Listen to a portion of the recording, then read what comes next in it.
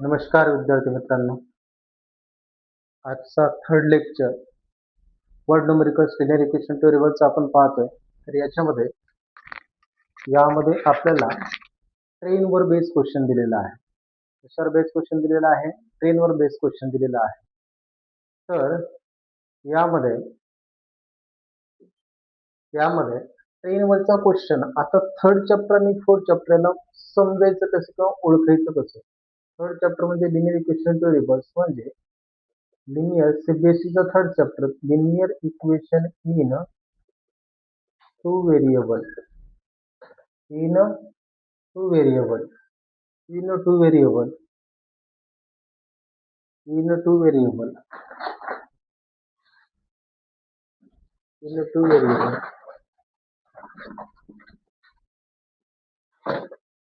In two variable आणि quadratic equation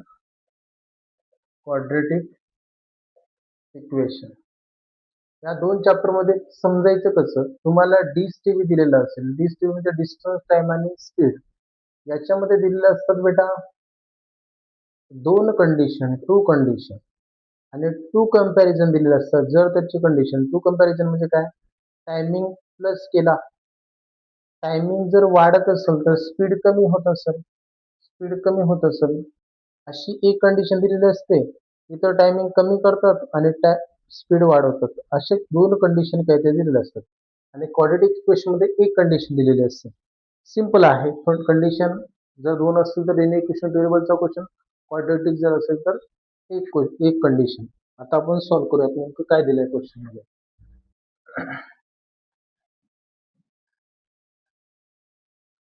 चलो, question मध्ये काय दिलंय बेटा, a train covered a certain distance at a uniform speed. If a train could have been 10 km per hour faster, it would have taken 2 hours. म्हणजे time आणि स्पीडचं काहीतरी रिलेशन दिलंय. आपण अज्युम करू पहिल्यांदा, let uniform speed of train, एक uniform speed असणार आहे, जे इनिशियल स्पीड म्हणू शकतो आपण x किलोमीटर पर आवर.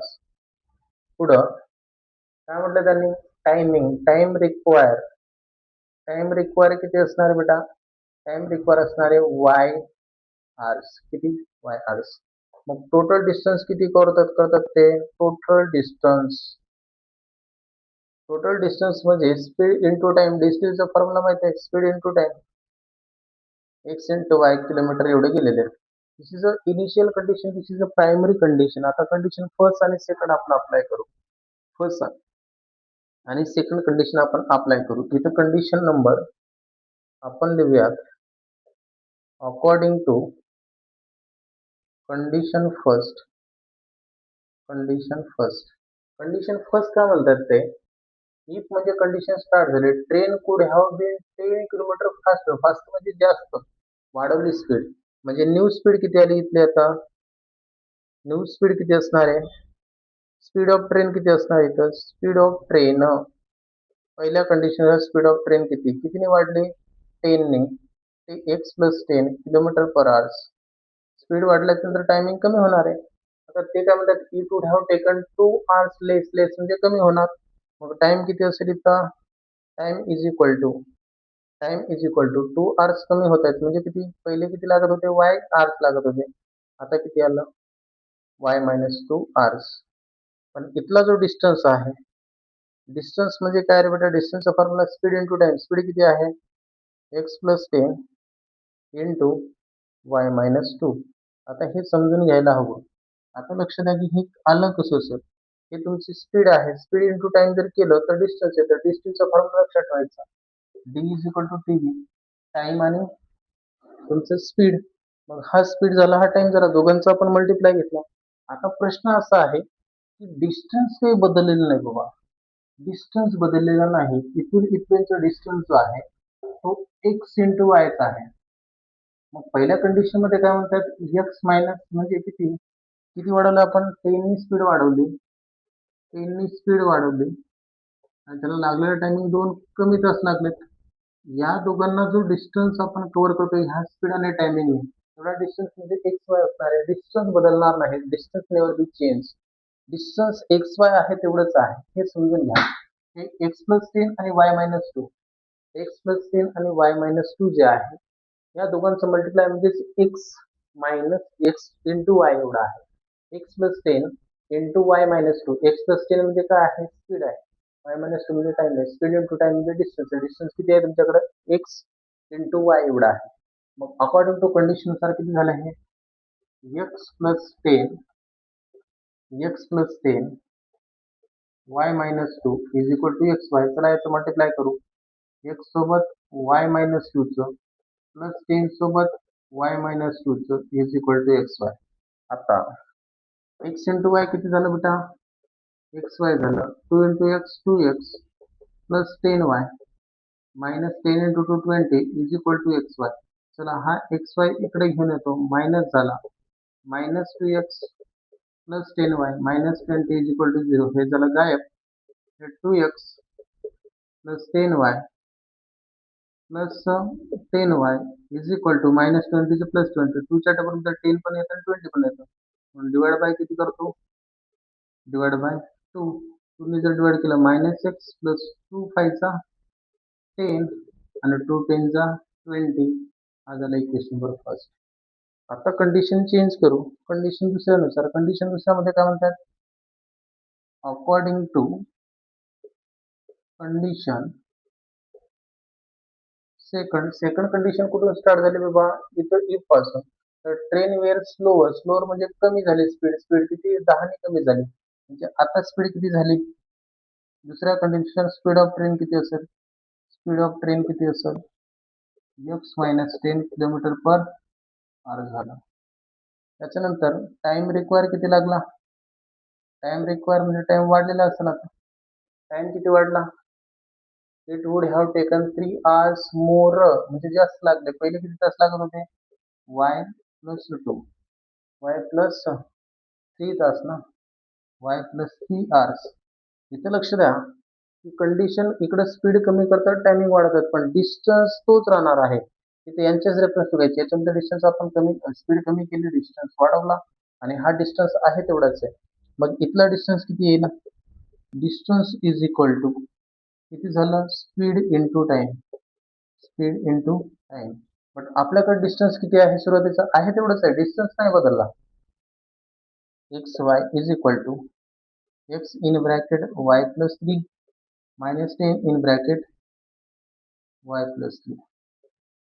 X y x y plus 3x minus 10y minus 30. चलो हा एक्स वाय सोबत हा एक्स वाय इकडे जर घेऊन गेलो तर मायनस होईल आणि ह्या ठिकाणी हा 3x मायनस 10y आणि मायनस 30. हा एक्स वाय कॅन्सल झाला. इथे काहीच नाही म्हणजे 0 आहे. 3x minus 10y minus 30. हा 30 इकडे जाऊन काय झाला? प्लस हा 3x मायनस 10y. आता ॲट अ टाइम याला लिहून टाकू. 3x minus 10y is equal to 30. हा इक्वेशन नंबर दुसरं. पहिल्या आणि दुसऱ्याकडे जर चेक केलं तर इथं पहा. पहिला इक्वेशन, दुसरा इक्वेशन, एक्स वाय. एक्सचा क्वेश्चन पहिल्यामध्ये -1 आहे, इथं 5 आहे, इथं 3 आहे, इथं 10 आहे.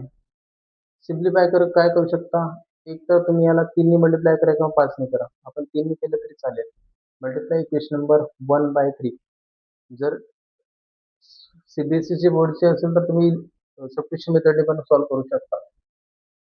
मग multiply equation number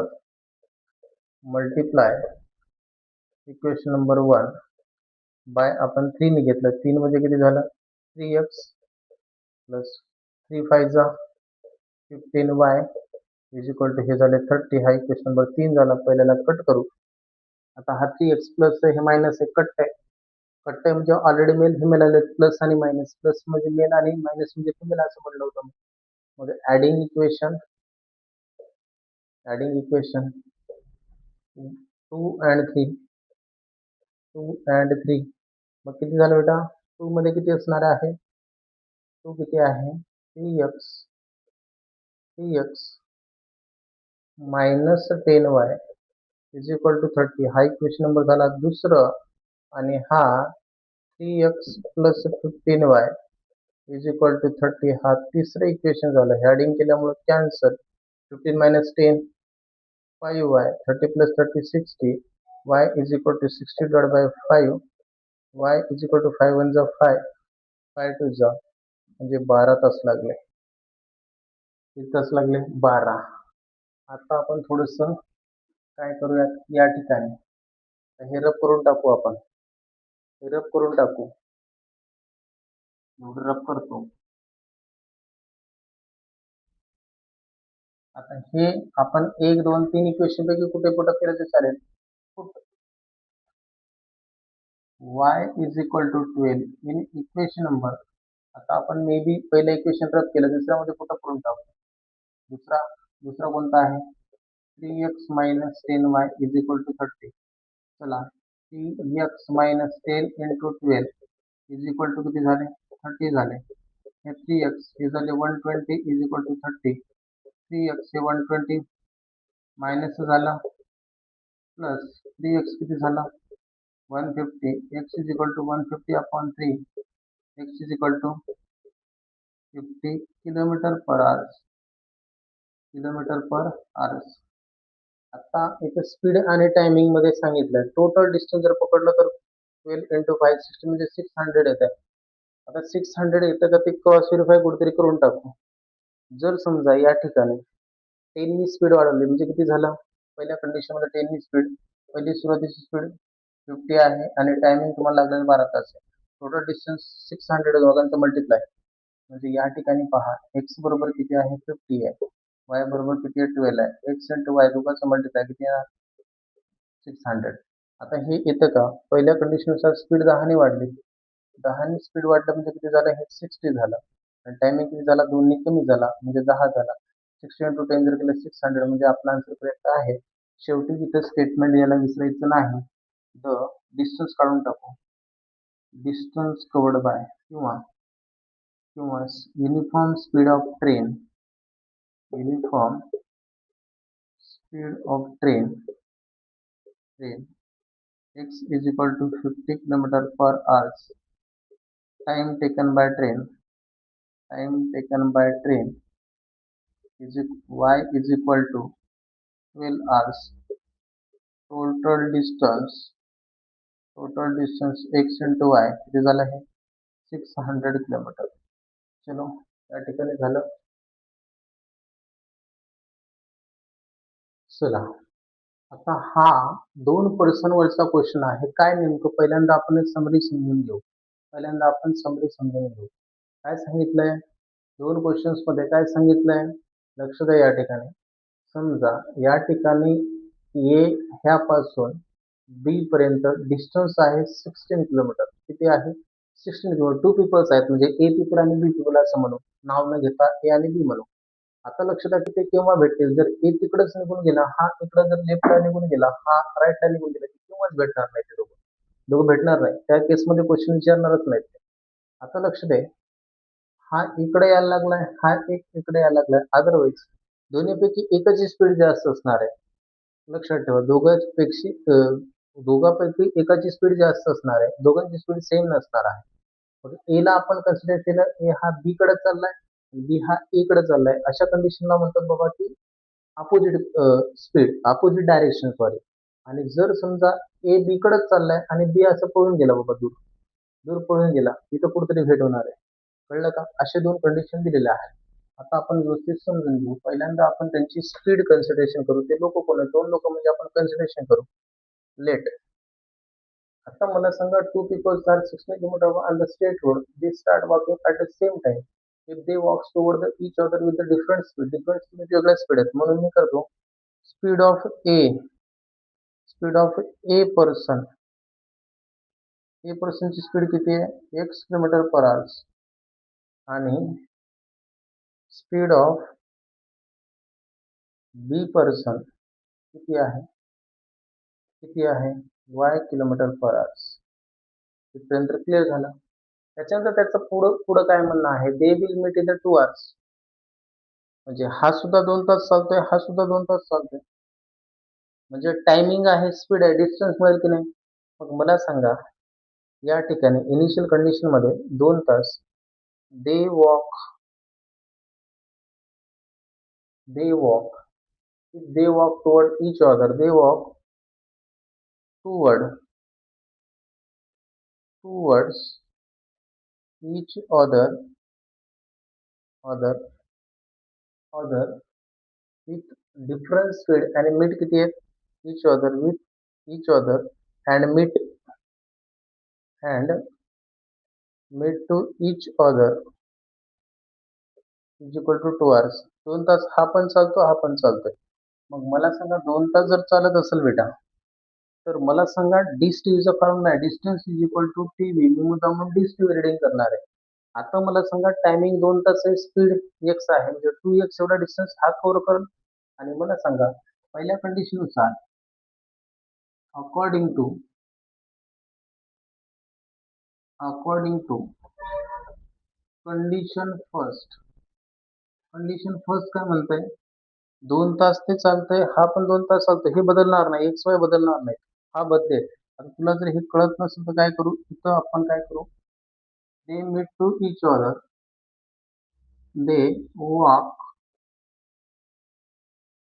towards each other. याचा अर्थ तो याच्याकडे येतोय, ए तिकडे चाललाय आणि बी इकडे यायला लागलाय. म्हणजे या ठिकाणी each other and meet in 2 hours. आता मी व्यवस्थित डायग्राम काढतो पहा. ए बी, ए इकडे चाललाय, बी इकडे यायला लागलाय. टोटल डिस्टन्स आपल्याकडे 16 किलोमीटर आहे. क्लिअर?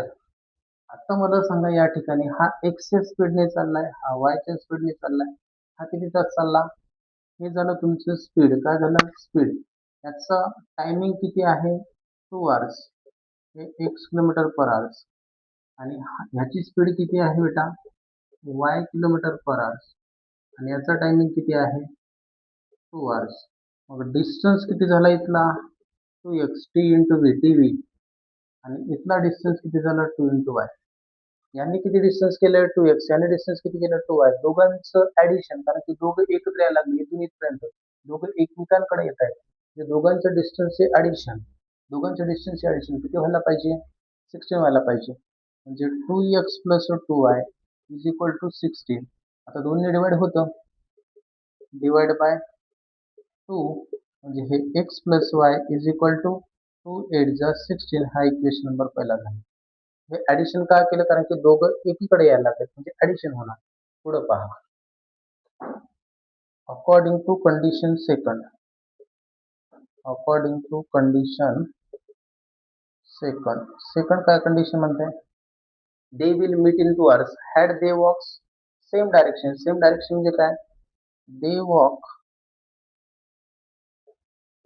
सेम डायरेक्शन म्हणजे मला सांगा या ठिकाणी ए आहे बेटा, या ठिकाणी ए आहे, या ठिकाणी ए आहे, ए इकडेच चाललाय आणि बी जो आहे तो तिकडे पळून गेला.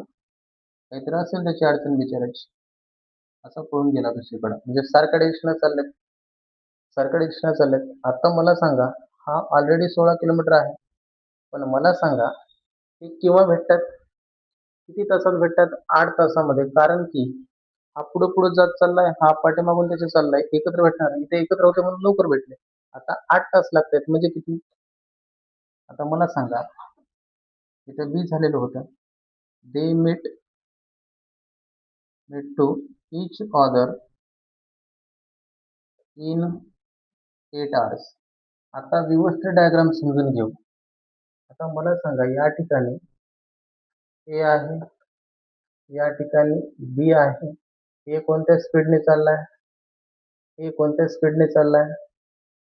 स्पीड किती आहे त्याची? x kilometre per hours. त्याच्यानंतर टायमिंग किती आहे? 8 तास चालला. किती तास चालला? 8. आणि इथला डिस्टन्स किती त्याचा? इथला डिस्टन्स किती? 8x. क्लिअर? आता बी सुद्धा असा, हा जसा जाईल, आता हा सरळ गेला आणि इथं दोघं भेटले, समजा या पॉइंटला भेटले, तर मला सांगा बी ची सुद्धा काहीतरी स्पीड होती, y किलोमीटर पर आवरची स्पीड आहे. टायमिंग किती आहे तो सुद्धा 8 तास चालू होता. डिस्टन्स किती कव्हर केले त्यांनी 8y. आता बी ने ऍक्च्युली इथून इथपर्यंत ह्या सी पॉइंटला आपण ते एकत्र आले असं पकडू किंवा मीटिंग पॉइंट आपण एम म्हणू. इथं आले म्हणजे बी ने एम पर्यंत किती डिस्टन्स कव्हर केलं 8y.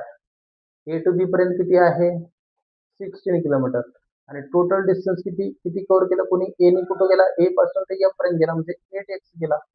म्हणजे या कंडिशननुसार 8x म्हणजे कुणाकुणाची बेरीज आहे 16 प्लस 8y ची आहे. 16 प्लस 8y म्हणजे 8x आहे हे समजून घ्या. ए ने बी पर्यंत डिस्टन्स तर कव्हर केलंच पण बी पासून पुढे सुद्धा गेला तो कारण की बी पुढे पुढे पळत होता.